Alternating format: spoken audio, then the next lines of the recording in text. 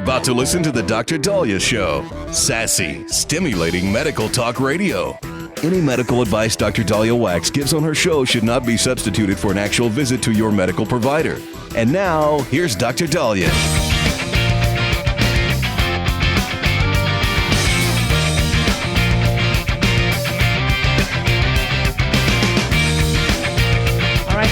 We're back on the Dr. Daliah Show. Thank you all for tuning in. 1-877-Doc-Dali, 1-877-DOC-DALI. So we have some breaking news. RFK Jr. has been confirmed as the new Secretary of Health and Human Services.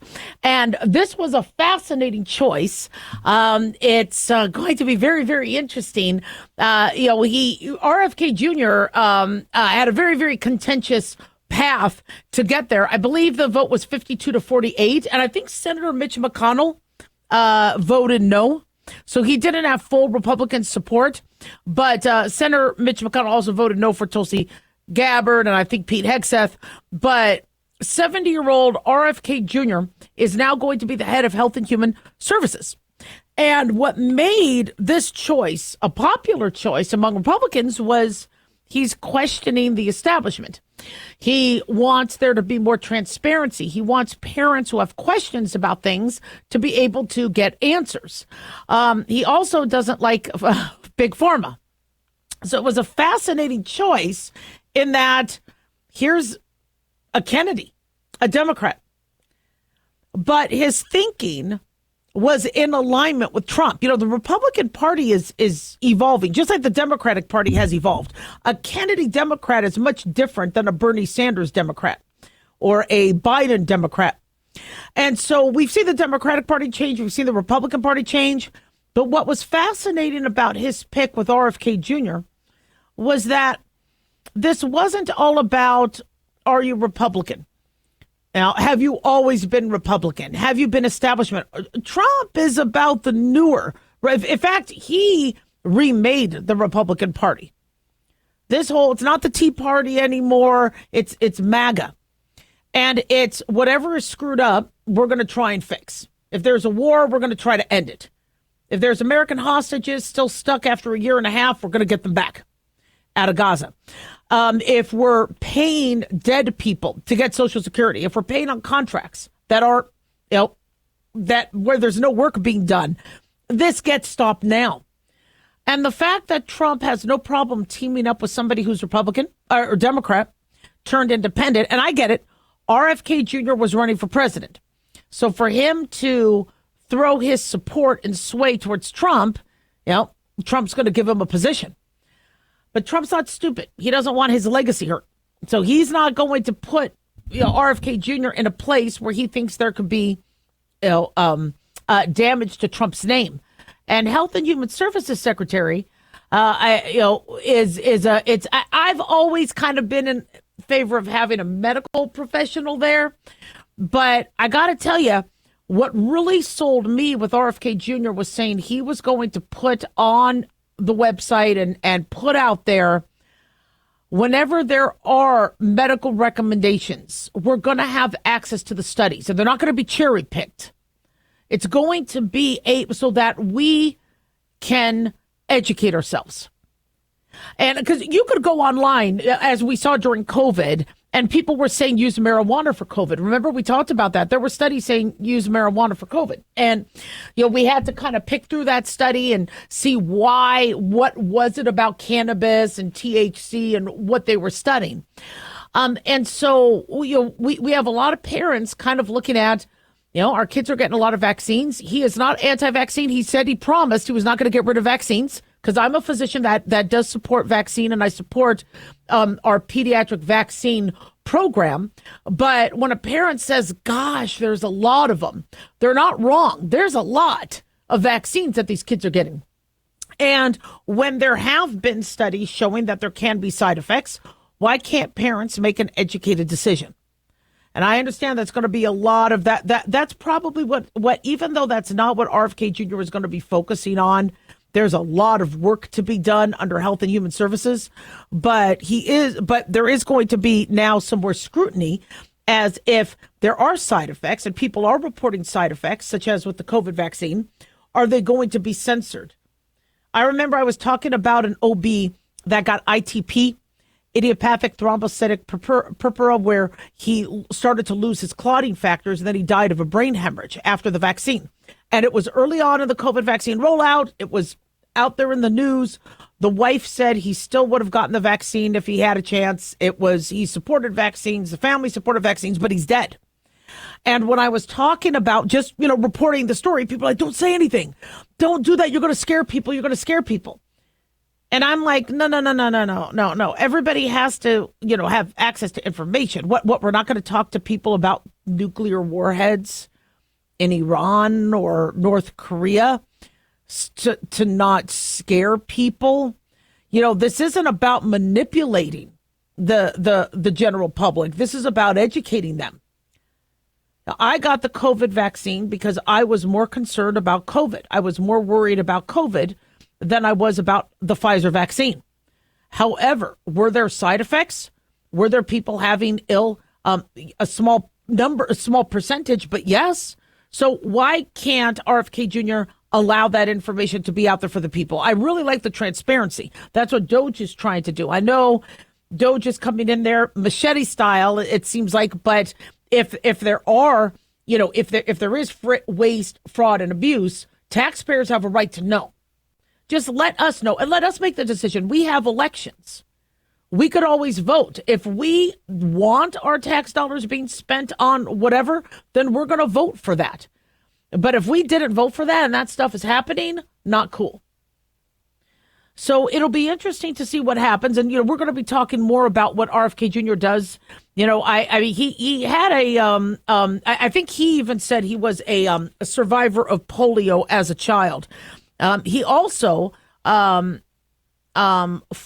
I believe, heroin addiction. And so it's going to be very, very interesting to see his approach to narcotics and fentanyl and things like that, and how closely he works. But he says, I'm a survivor of childhood polio. In my lifetime, I've watched vaccines save millions of lives from devastating diseases from America across the world. So, it's going to be interesting to see what happens, but he has been confirmed. 1-877-Daliah.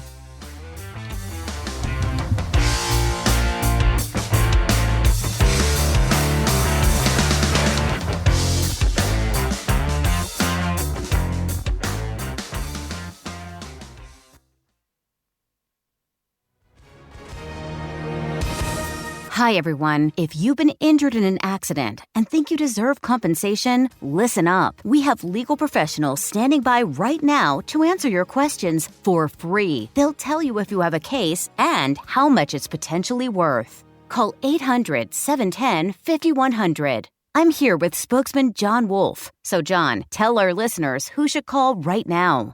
Well, Maria, first off, thank you for having me join you to answer the listeners' questions. Now, as far as who should call in, anyone who's been injured in an accident and think you deserve compensation, give us a call right now and find out how much your case is potentially worth. Call 800-710-5100. Thanks, John. You heard it, folks. If you think you deserve compensation, call now to find out how much you qualify for. 800-710-5100. Advertisement sponsored by Legal Help Center. May not be available in all states. At Hot Shot Secret, we share the science behind common diesel problems and their solutions. For example, Hot Shot Secret Stiction Eliminator. Stiction, that sticky friction, undermines the performance of diesel engines. Third-party ASTM testing verifies that Stiction Eliminator removes 2 times as much stiction than any alternative on the retail shelf. Stiction Eliminator is formulated to be left in the engine oil. It works as you drive. Available at truck stops, Tractor Supply, O'Reilly's Auto Parts, and online at HotShotSecret.com. Hot Shot Secret. Powered by science.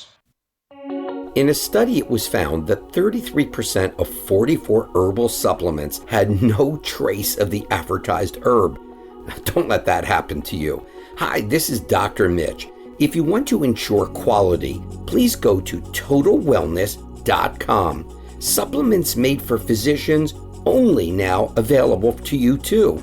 TotalWellness.com, helping you to look good, feel good, and enjoy total wellness.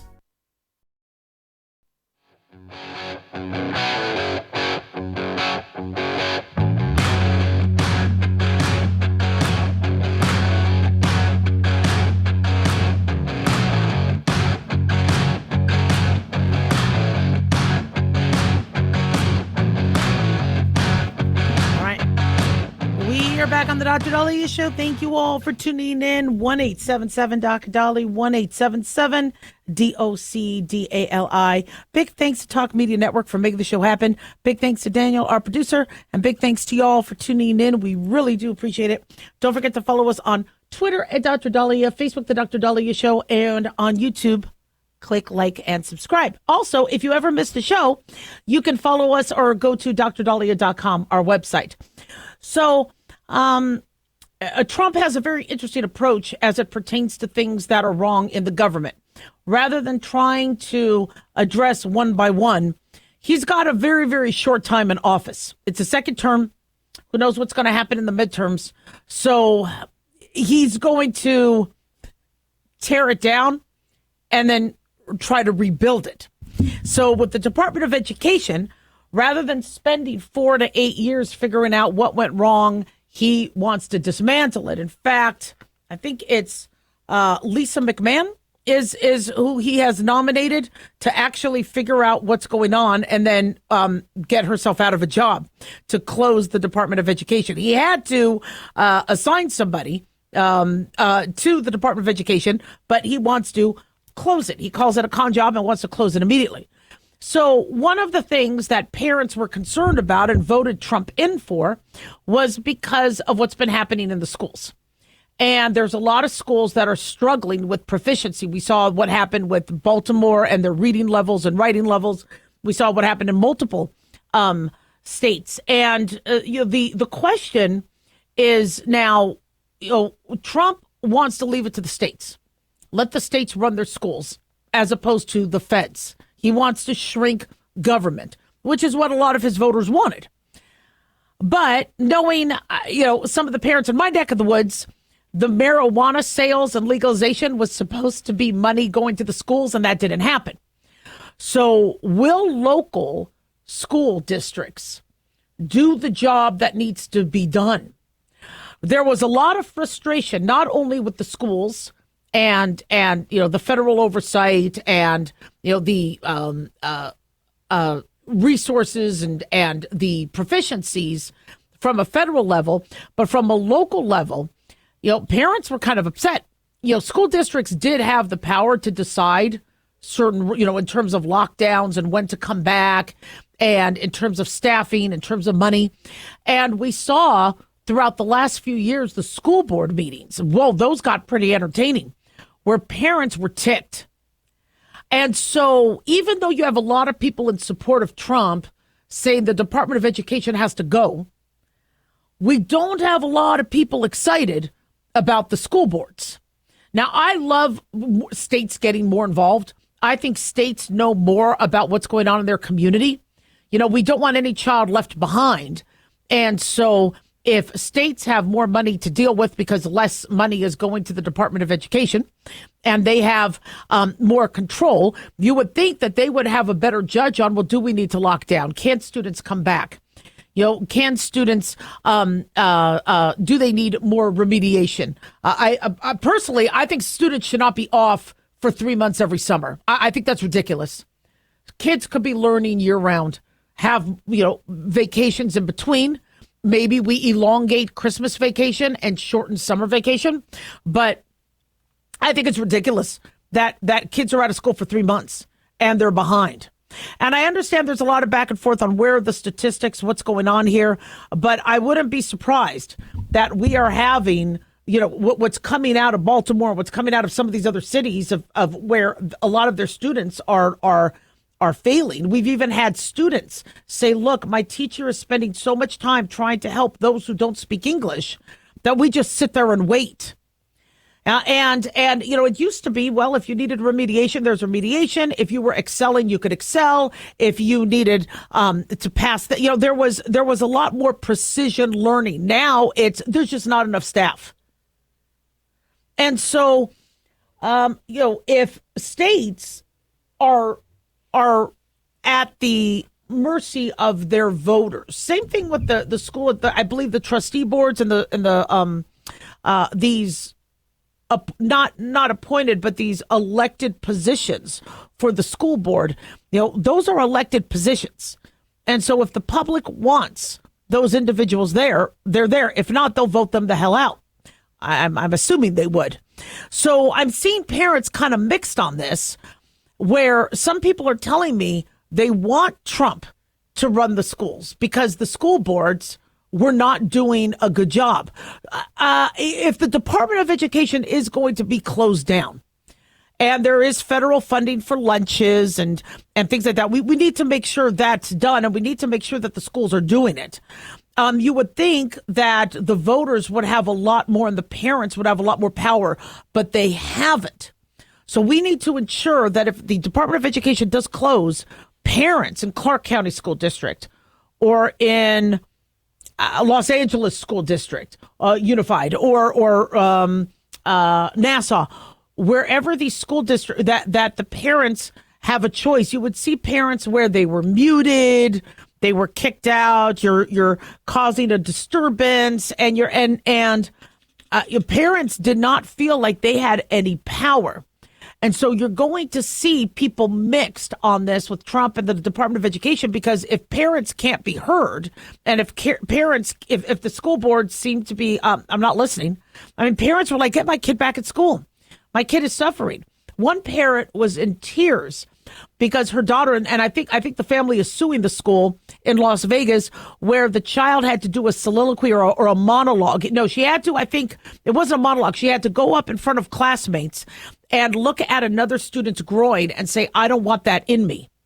I think it was some project where the students got to write for each other certain monologues, and they had to go up there. And she was 15 years old. Why does she have to stare at the groin talking about male body parts in her? Because she was in that monologue, being somebody who did not identify as a heterosexual female. Parents were upset, and they're suing the school.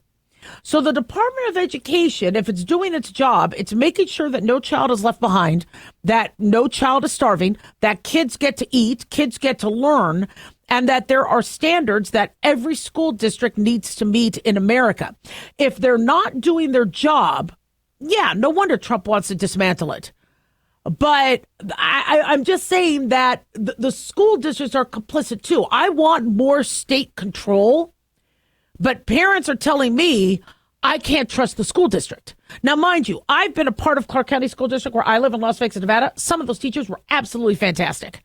And God bless our teachers and our staff and everybody trying to protect our kids and doing the work that they're doing. But I got to tell you, when I was watching these school board meetings, that it was, it was cold. Parents felt like they couldn't be heard, and duly noted.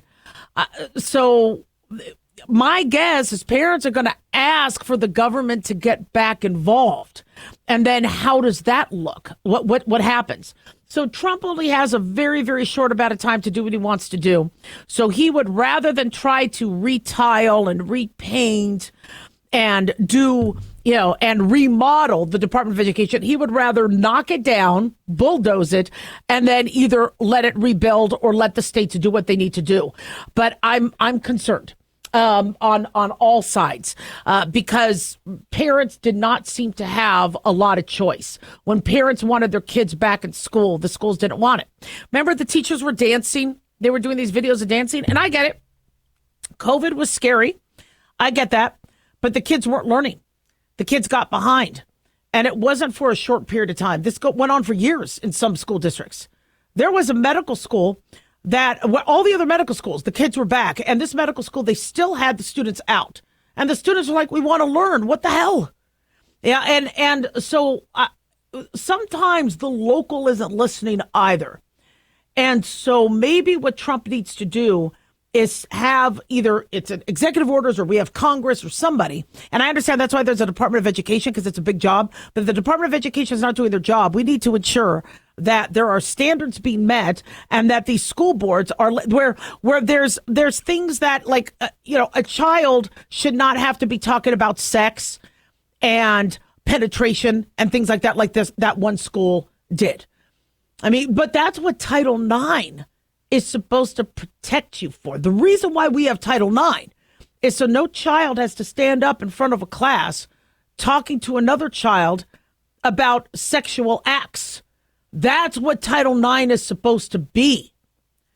So the fact that schools weren't enforcing it, who gets involved? So I want to hear from you guys. 1-877-DOC-DALI, 1-877-DOC-DALI.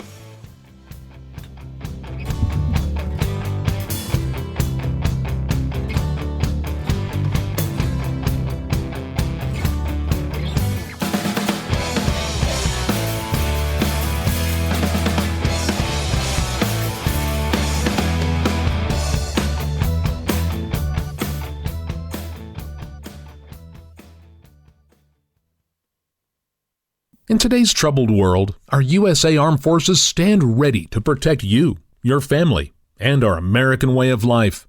When veterans return to civilian life, they deserve your recognition and support. You can help put vets to work by donating your car, truck, or van to Patriotic Hearts. Your donation will directly support programs to help vets find jobs or even start their own business. Donate today for fast, free pickup of your vehicle, running or not.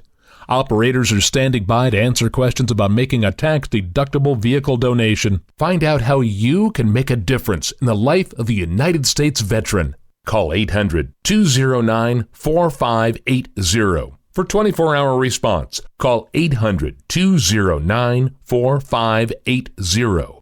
800-209-4580. That's 800-209-4580.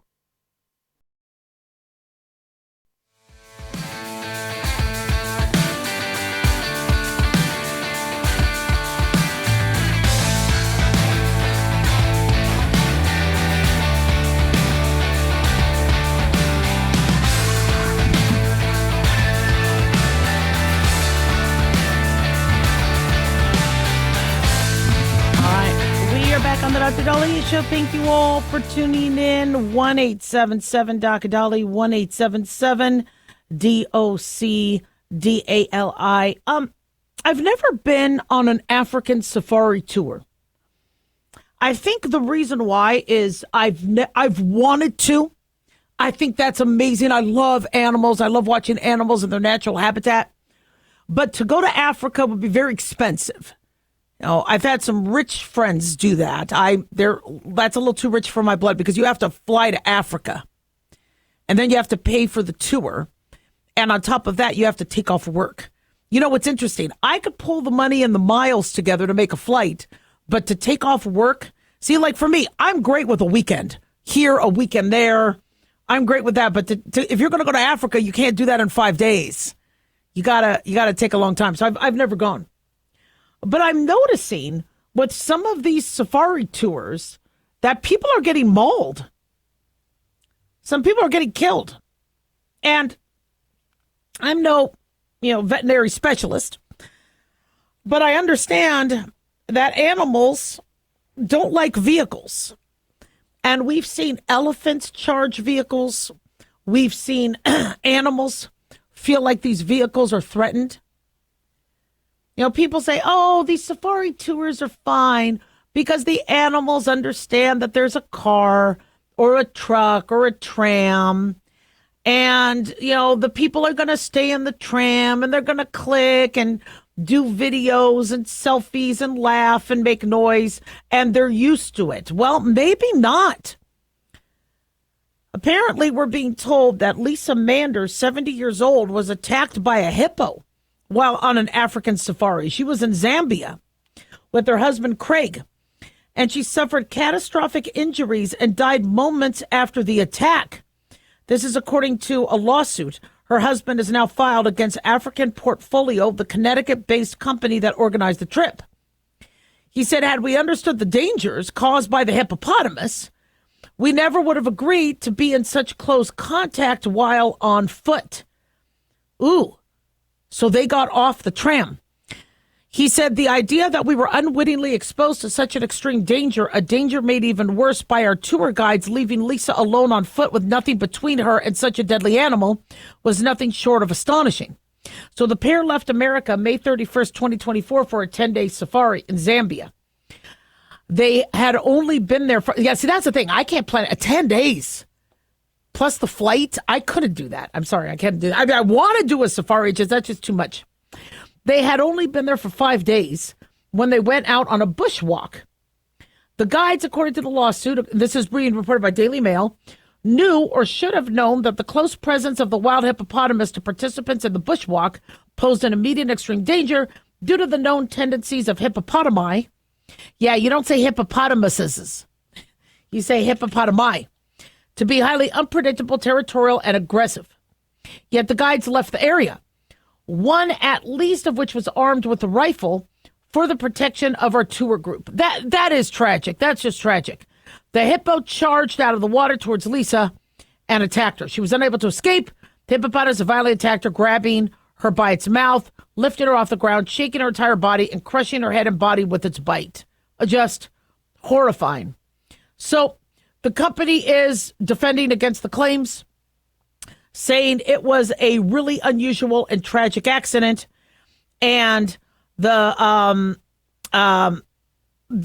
based on and all that, it's going to be interesting to see what happens. But it's just frightening to see that somebody who was on a safari lost their life trying to enjoy the wildlife. And, I've done that. So I was in South Carolina, and my brother-in-law was renting a place. No, maybe he had a condo. I forget. But they have this place where we were all able to hang out and enjoy 4th of July. And we're doing a walk, and I'm hearing the frogs. I videotaped it a little bit. I even showed you guys a picture of an alligator. Or was it a crocodile? Oh, my gosh. I know how to identify a crocodile and an alligator. I think it was a croc. And I get close up to it. I just get close. I'm on the land, but you see the crocodile in the water with its eyes above the surface looking at me.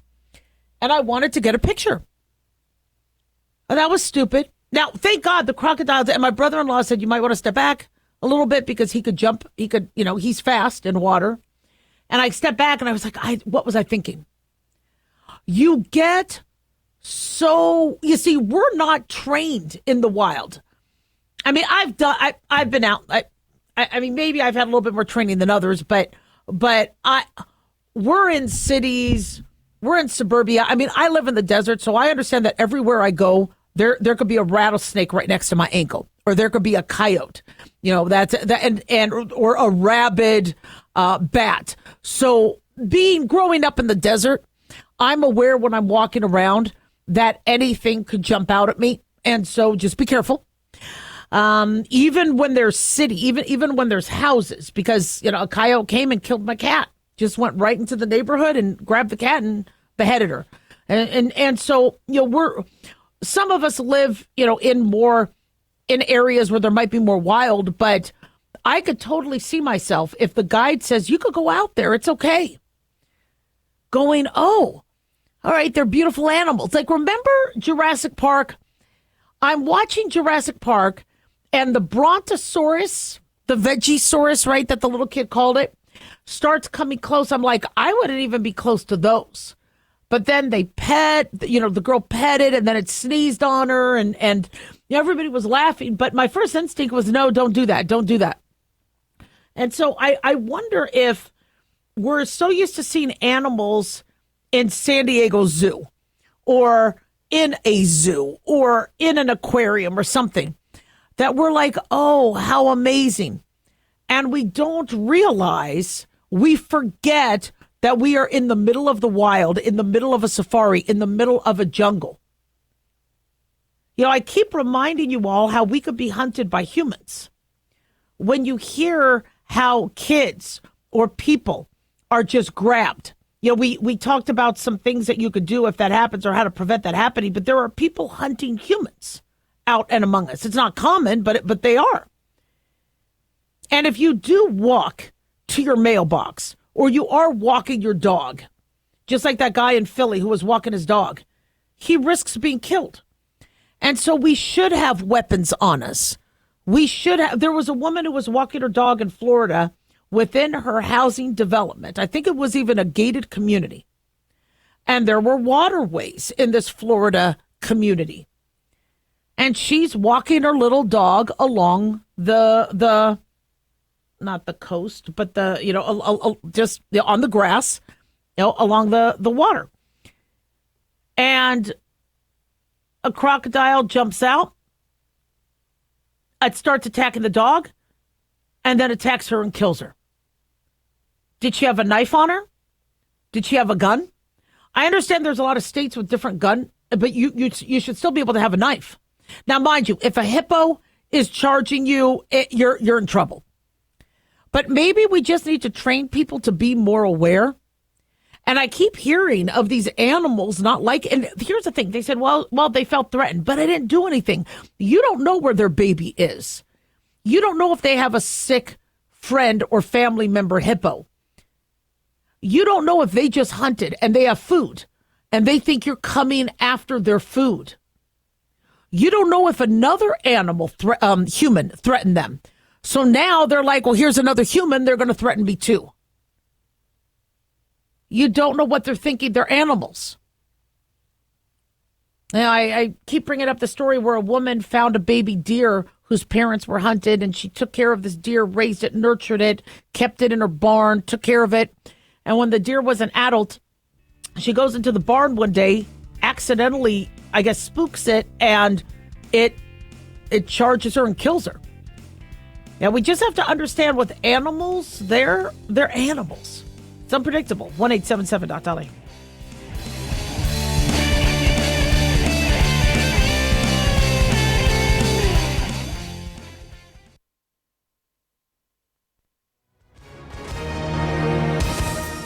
Hi, everyone. If you've been injured in an accident and think you deserve compensation, listen up. We have legal professionals standing by right now. They'll tell you if you have a case and how much it's potentially worth. Call 800-910-7500. That's 800-910-7500. Call now to find out how much your case could be worth. Advertisement sponsored by Legal Help Center. May not be available in all states. At Hot Shot Secret, we share the science behind common diesel problems. For example, Diesel fuel cetane levels. the cetane rating in diesel fuel is 42 to 45. Most diesel engines operate more efficiently with a cetane rating of 48 to 50. One treatment of Hot Shot Secret Diesel Extreme will raise your cetane 7 points, increase fuel economy, and improve cold starts. Hot Shot Secret Diesel Extreme is available nationwide at truck stops, fine farm and auto stores, and online at hotshotsecret.com. Hot Shot Secret, powered by science. Self-reliance. It's not a phrase we hear much in our culture these days. It might conjure up images of pioneers, the West, rifles, strapping men, and strong women. But what does it mean for us in today's world? The New American Magazine has just released its latest collector's edition, Self-Reliance, Foundation of Freedom. In it, the New American authors outline the necessity of self-reliance for a free people, tips for self-reliant living, and the importance of not giving up hope. This unique edition includes articles on the self-sufficiency of the founders, preparing for a worst-case scenario, firearms, financial self-reliance, the importance of community, and many other topics by expert writers. Now, for a limited time, the New American is offering a bundle of 3 collector's editions, Self-Reliance, The Great Reset, and Trump World, for just $19.95. Available at shopjbs.org. Visit shopjbs.org today.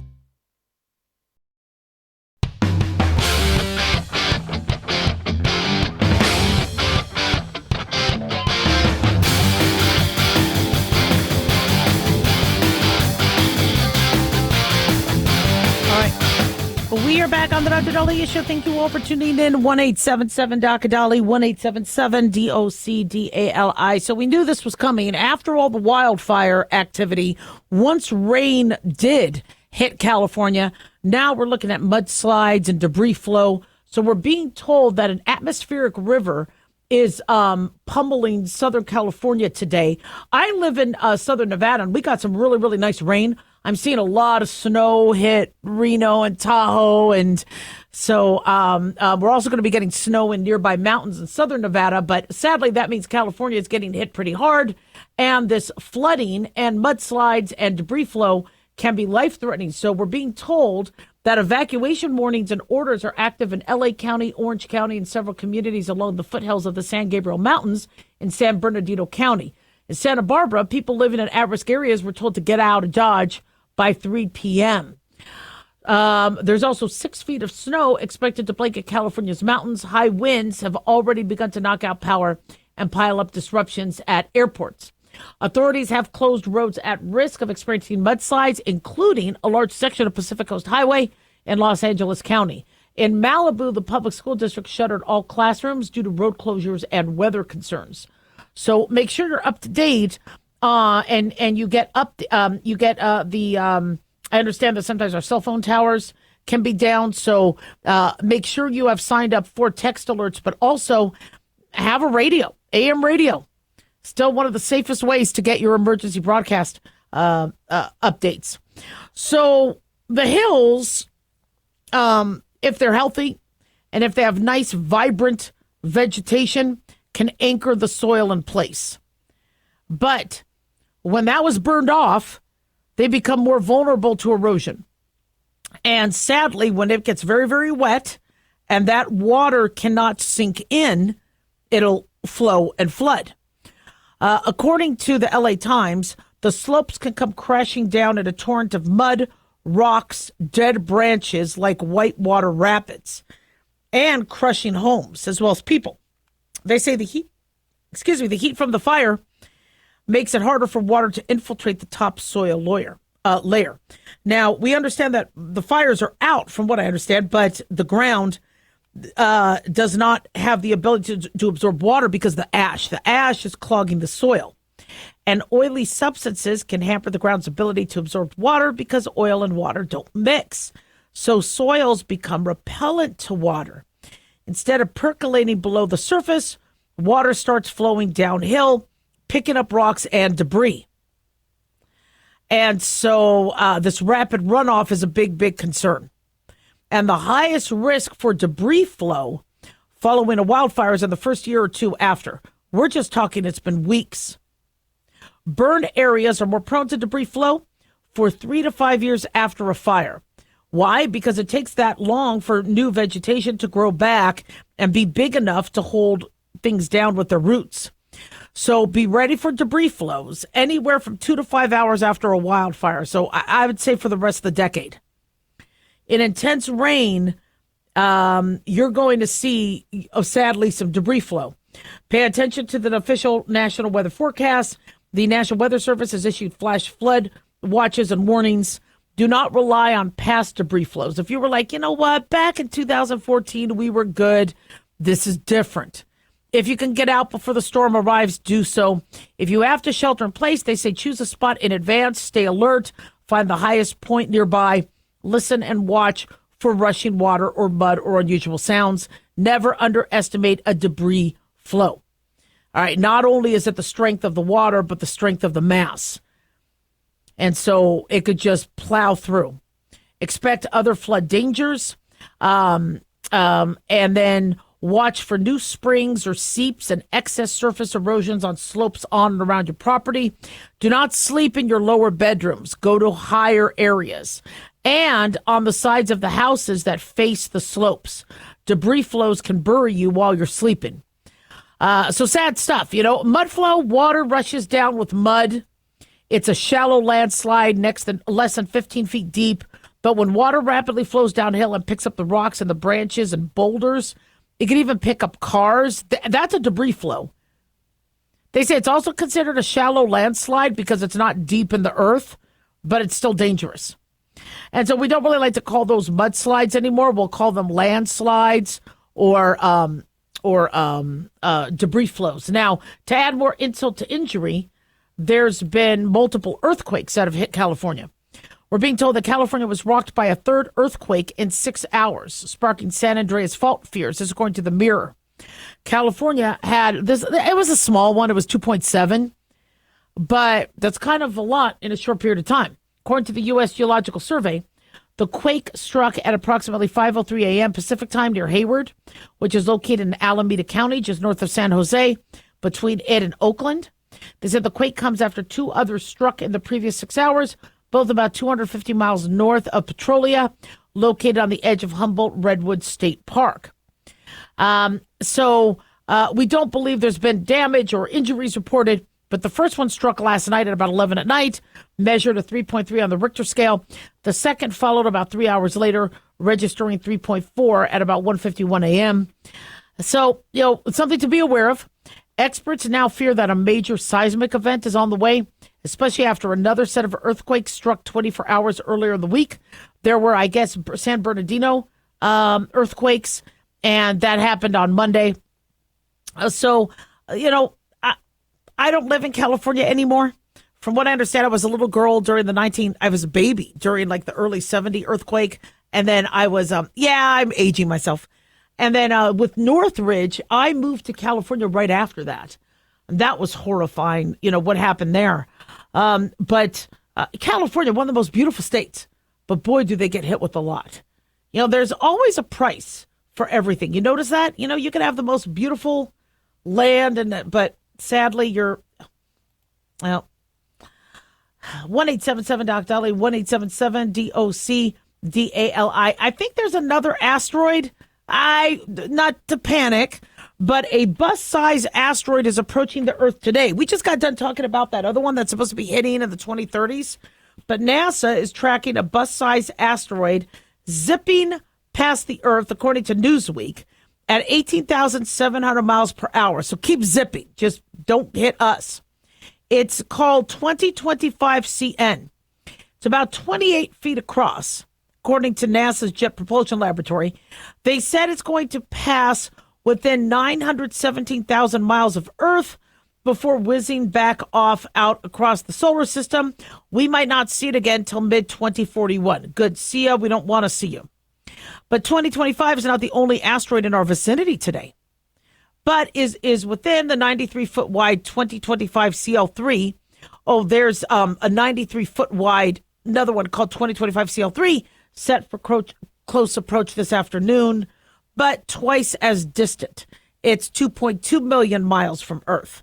So as you know, asteroids are airless, rocky masses left over from the formation of the solar system from 4.6 billion years ago. That debris, I don't know if they would call it debris, but they're like solar system debris. And they're found in the main asteroid belt that orbits around the sun between the paths of Mars and Jupiter. But sometimes gravitational interactions, according to Newsweek, can sometimes send asteroids careening out of the belt. They could fly into the inner solar system and then even pass near Earth. So they're continually watching these asteroids, see if the path is going to intersect Earth's orbit. I mean, it's like a shot in the dark. It really is rare. But we all saw Armageddon. We all saw what Bruce Willis had to do. So now we think it's possible. But most do not, obviously, I mean, we've had some hits. But according to NASA, they say near-Earth asteroids that approach Earth's orbital distance to within about 28 million miles may pose an impact danger. So there's also Trojans that share orbits with other planets in the solar system. Jupiter has the most Trojans. They could be found in association with Mars, Neptune, Earth, etc. And some asteroids could be about 329 miles in diameter. 1-877-DOC-DALI. Don't go away.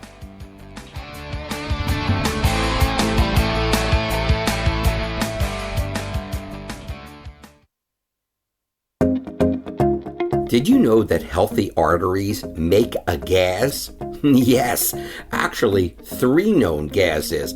Hi, I'm Dr. Mitch, and nitric oxide is a gas that's readily made all day long to keep our arteries open by relaxing the blood vessel walls. By doing this, our circulation is increased, bringing blood, oxygen, and nutrients to every part of your body. Both age and poor diet can lead to a loss of this precious gas, and in turn, blood pressure can go up, energy can go down, and you can get tingling in your hands and feet.